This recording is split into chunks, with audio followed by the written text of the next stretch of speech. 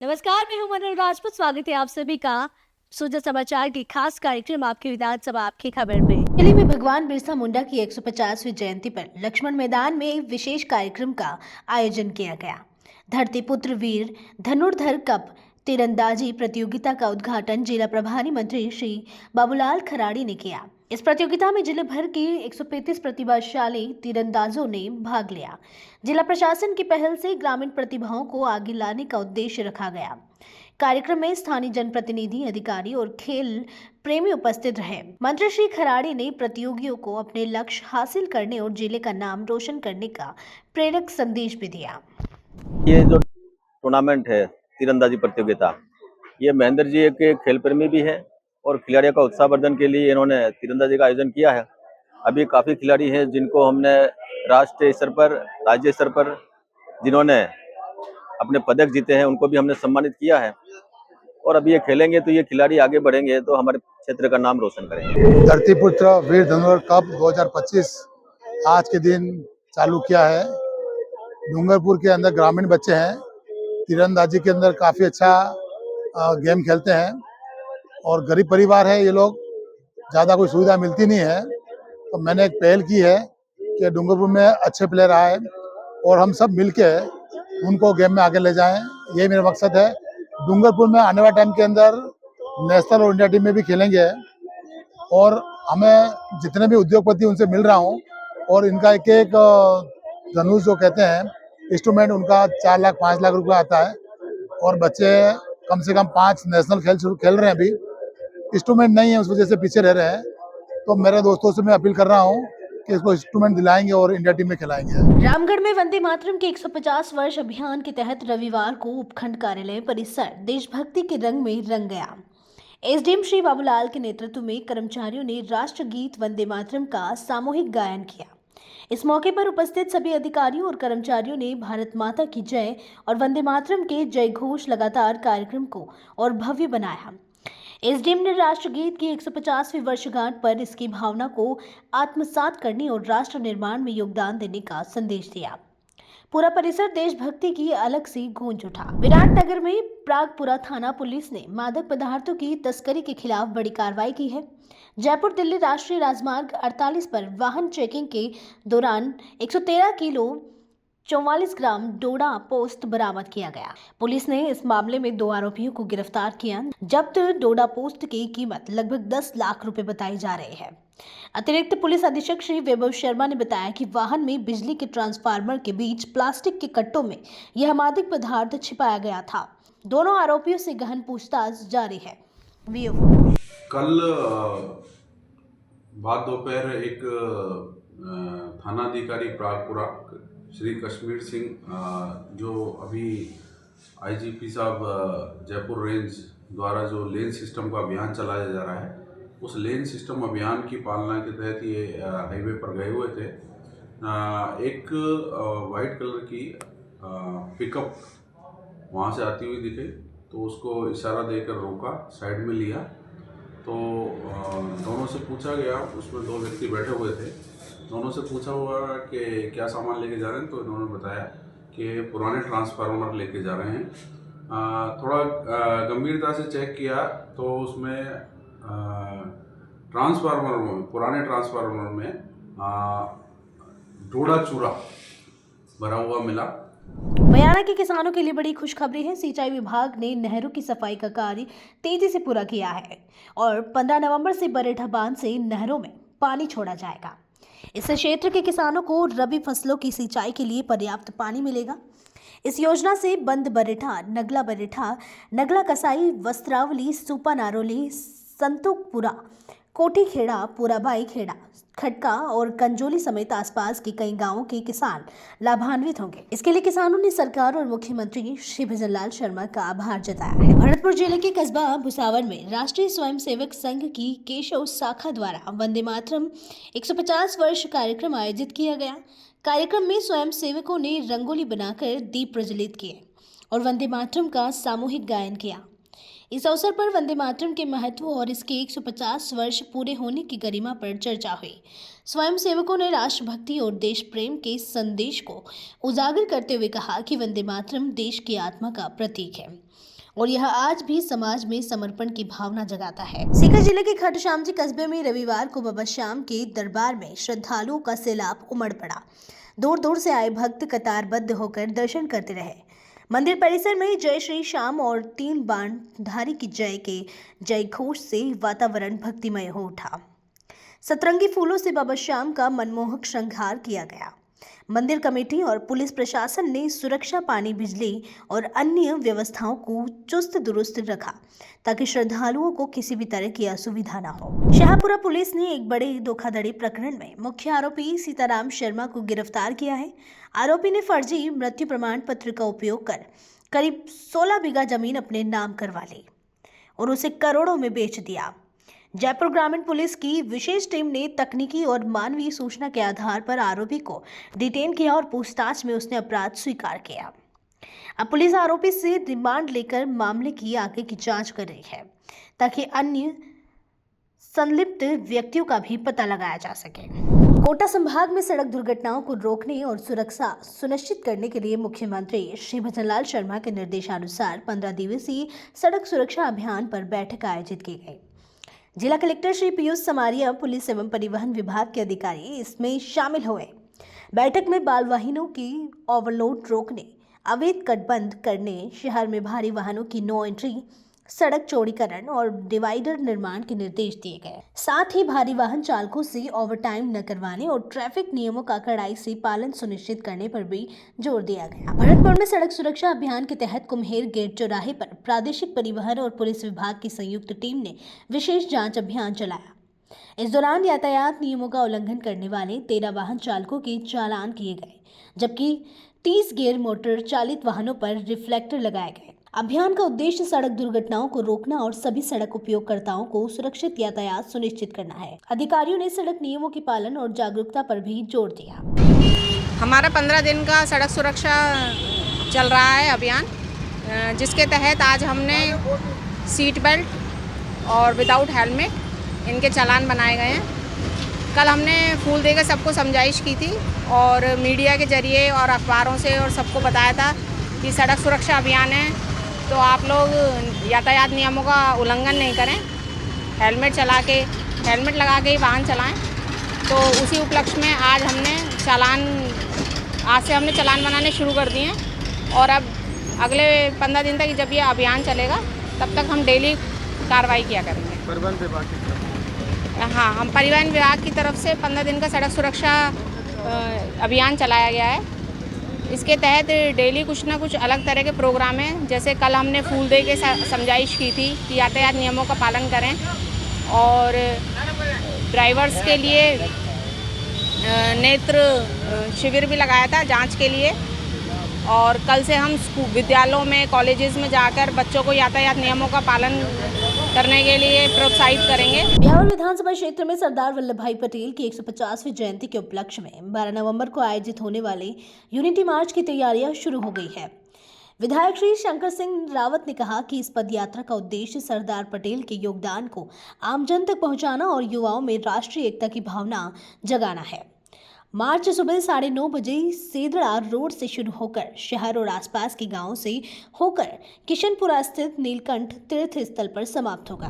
सरदार वल्लभ भाई पटेल की 150वीं जयंती के उपलक्ष्य में माई भारत के द्वारा ये जो पद यात्रा का जो आयोजन किया जा रहा है, इस मौके पर ब्यावर विधानसभा क्षेत्र के ब्यावर जिले की सभी भाई बहनों से, युवा दोस्तों से मेरा आग्रह है कि इसके अंदर पूरी यात्रा में भाग लें और अपने शरीर को स्वस्थ बनाएं, मस्त बनाएं, व्यस्त रहें। ऐसे लिए हमारे देश के प्रधानमंत्री महोदय ने, नरेंद्र मोदी जी ने इसका जो आयोजन किया है, मैं उनको भी बहुत बहुत बधाई और उनका आभार व्यक्त करना चाहता हूँ कि वास्तव में इन नवाचारों से पूरे देश के युवाओं के अंदर नवी सोच, नया उमंग, नया जोश आएगा। डीडवाना की ग्रामोत्थान विद्यापीठ संस्थान में जिला स्तरीय प्रतिभा सम्मान समारोह आयोजित किया गया। इस मौके पर आरएएस में नवचयनित जिले की 54 प्रतिभाओं का माला, साफा और स्मृति चिन्ह भेंट कर अभिनंदन किया गया। समारोह में डीडवाना, मोलासर, छोटी खाटू, कुचामन, नावा, मकराना और परबतसर तहसीलों की प्रतिभाएं शामिल हुई। सेवानिवृत्त न्यायाधीश पूर्व कुलपति और अन्य वरिष्ठ अधिकारी भी उपस्थित रहे और नव प्रतिभाओं को मेहनत और समर्पण से सफलता हासिल करने के लिए प्रेरित किया। ब्यावर में राष्ट्रगीत वंदे मातरम के 150 वर्ष पूर्ण होने के उपलक्ष्य में पीएम श्री राजकीय बालिका उच्च माध्यमिक विद्यालय में सम्मान समारोह आयोजित किया गया। इस अवसर पर राष्ट्रीय गीत और राष्ट्रगान का सामूहिक गायन हुआ और वंदे मातरम थीम पर रंगोली प्रतियोगिता आयोजित की गई। कार्यक्रम में 12 स्वतंत्रता सेनानियों के परिजनों का शाल, श्रीफल और माल्यार्पण द्वारा सम्मान किया गया। जिला कलेक्टर श्री कमल राम मीना ने राष्ट्रगीत के ऐतिहासिक महत्व और देशभक्ति में इसकी भूमिका पर प्रकाश डाला।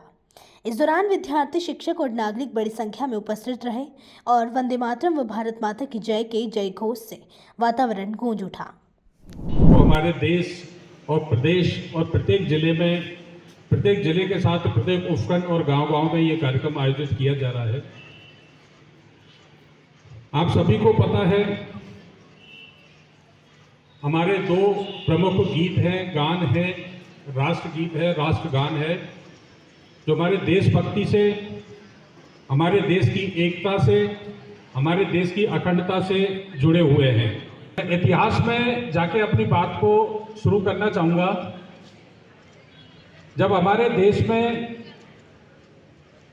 मुगल शासन की स्थापना हुई थी और बाहर से मुगल शासन आके स्थापित हुआ था, तब देश में बड़ा बिखराव था।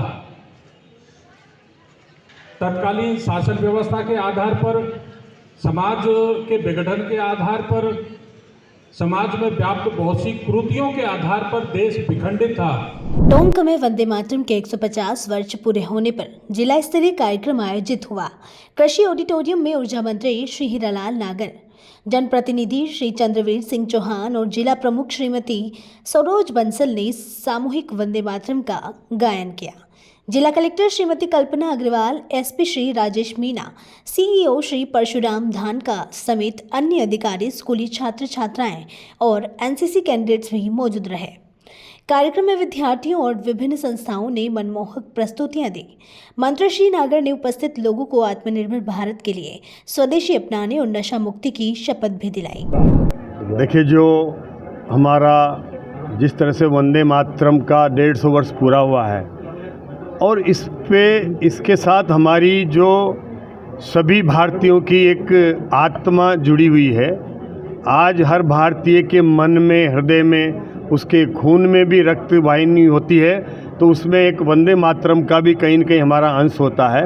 ये वो वंदे मातरम है जिससे हमें भारत माता की उस मिट्टी की खुशबू आती है उसमें, और इस वंदे मातरम का नाम लेकर के हमारे युवा सूली पर चढ़ जाया करते थे, हंसते हंसते अपनी जान गंवा देते थे। और ये अपनी मातृभूमि के लिए जिस तरह से भाव पैदा किया इस वंदे मातरम ने, वो हमने आज़ादी की उस स्वतंत्रता सेनानियों की लड़ाई में हमने आज़ादी की उसमें देखा है कि कैसे हमारे स्वतंत्रता सेनानी इस वंदे मातरम का नाम लेकर के, और उसमें जो भाव पैदा हुआ उससे हमारी आज़ादी की राह आसान हुई है। ब्यावर में मेडिएशन फॉर नेशन राष्ट्रीय अभियान के तहत जिला विधिक सेवा प्राधिकरण की ओर से 12 से 15 नवंबर तक विशेष मध्यस्थता शिविर बेंचों का आयोजन किया जाएगा। इन शिविरों का उद्देश्य आपसी सहमति से विवादों का समाधान करना और लंबित मामलों में कमी लाना है। वैवाहिक विवाद, मोटर दुर्घटना, चेक बाउंस, भरण पोषण समेत अन्य सुलह योग्य मामलों को प्राथमिकता दी जाएंगी। जिला एवं सत्र न्यायाधीश श्री दिनेश कुमार गुप्ता ने बताया कि मध्यस्थता एक त्वरित और किफायती माध्यम है, जिससे समय और धन की बचत होती है और पक्षकारों के बीच सौहार्द भी बना रहता है।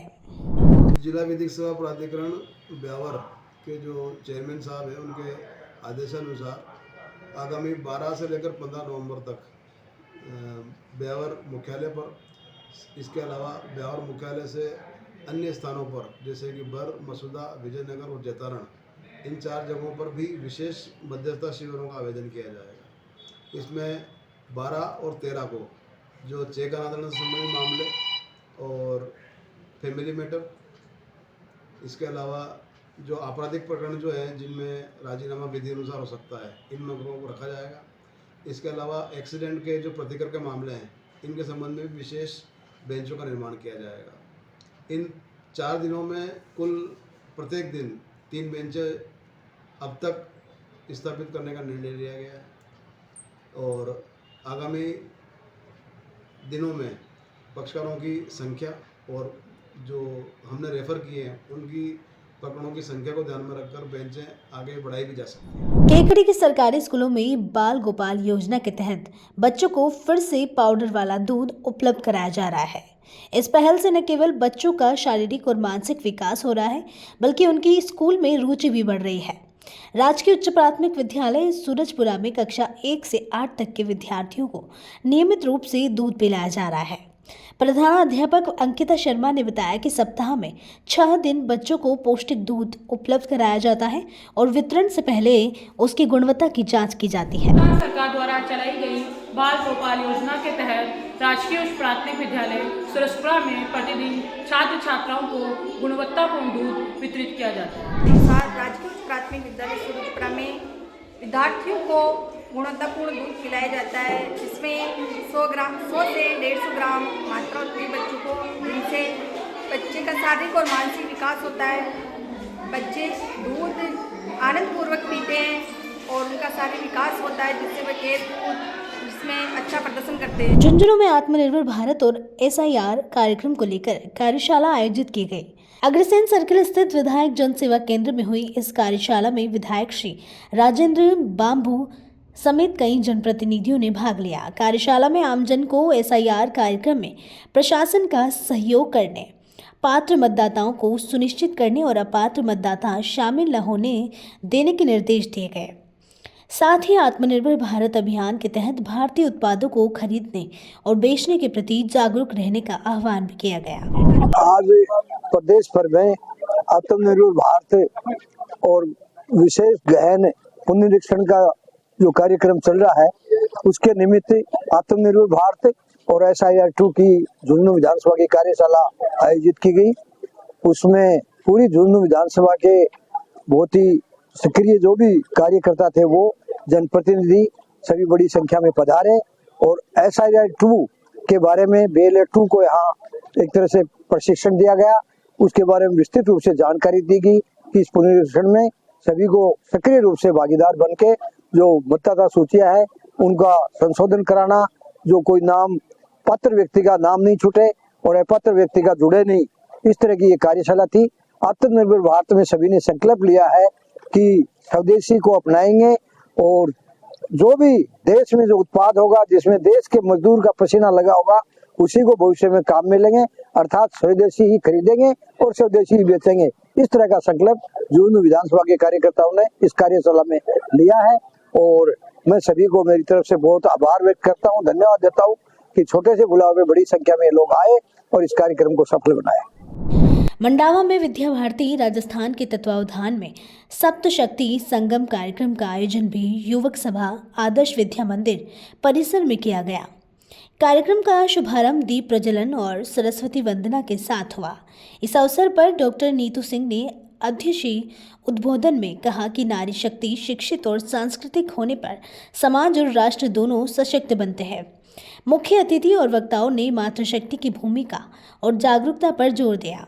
कार्यक्रम में सांस्कृतिक प्रस्तुतियों और प्रेरक नाटिकाओं ने सभी का मन मोह लिया और वंदे मातरम के गीत के साथ समापन हुआ। नीतू सिंह रामा देवी महिला पीजी महाविद्यालय से आज बाल भारती विद्या मंदिर में कार्यक्रम सप्तशक्ति संगम, जिसमें मातृशक्तियों का सम्मेलन है, इसमें अध्यक्ष के रूप में आई हूँ और मैंने यहाँ पर देखा कि महिलाओं के उत्थान के लिए ये बहुत अच्छा कार्यक्रम किया जा रहा है, जिससे कि महिला परिवार में रहते हुए, समाज में रहते हुए अपना भी व्यक्तिगत विकास कर सकेगी और समाज का भी विकास कर सकती है और समाज में महिलाओं का परिवार, शिक्षा, खेल और राष्ट्र निर्माण में महत्वपूर्ण योगदान हो, इसके लिए ये बहुत अच्छा कार्यक्रम है। महिला सशक्तिकरण और सम्मान को सुनिश्चित करना इस कार्यक्रम की महत्वपूर्ण जिम्मेदारी है और हम बेटियां हमारे लिए बोझ नहीं है।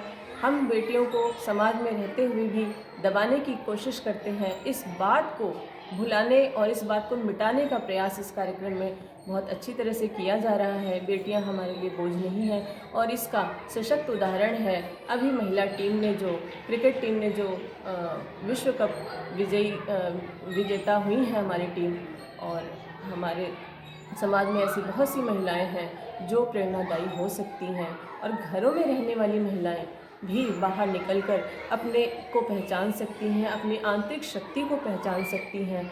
इसके लिए ये कार्यक्रम बहुत महत्वपूर्ण होने वाला है। खाद्य सुरक्षा अधिकारियों ने फागी रोड स्थित रतन इंडस्ट्रियल एरिया में स्वीबिक फूड प्राइवेट लिमिटेड की कुकीज फैक्ट्री का निरीक्षण किया। जांच में टीम को लगभग 650-700 किलो एक्सपायर कच्चा माल मिला, जिसमें डार्क चॉकलेट, चीज cream, butter Honey, flavour powder और अन्य सामग्री शामिल थी। अधिकारियों ने इसे नष्ट कराया और फर्म मालिक को खाद्य सुरक्षा अधिनियम के तहत नोटिस दिया गया। नमूने जांच के लिए भेजे गए हैं। रिपोर्ट आने के बाद आगे सख्त कार्रवाई की जाएगी।